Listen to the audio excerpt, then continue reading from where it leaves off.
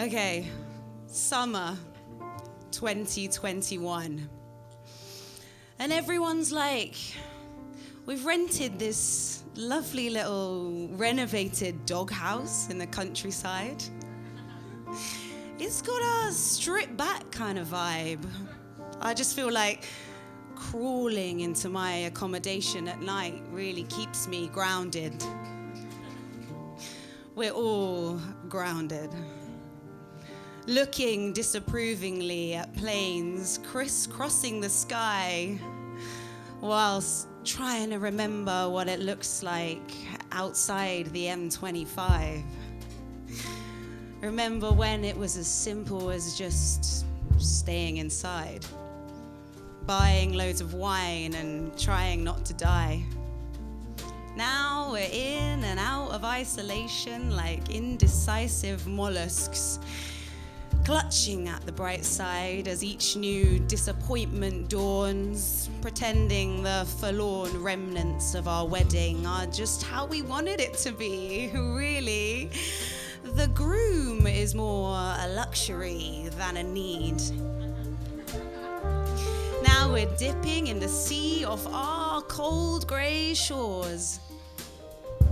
If I see one more fucking picture of Durdle Door, it might be the final straw. And everybody's eating oysters in Whitstable like it's the law. You're not a pioneer, you're just a bougie bore. This is stranger than the part when we had to eat outdoors, wearing salopettes and wetsuits like dining was a sport.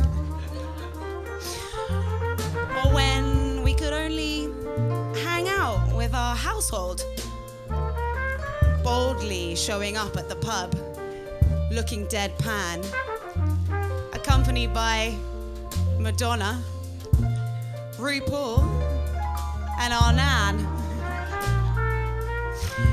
Or when they said smokers wouldn't catch it. And for the first time since the ban, we felt smug and not ashamed. Stranger than when we banged pots and plans.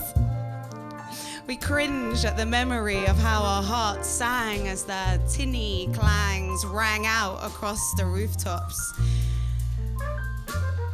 Now, we gag on cotton buds so we can queue outside the club gleefully, like a crowd celebrating an offside goal prematurely, like the makers of La La Land and their mistaken Oscar,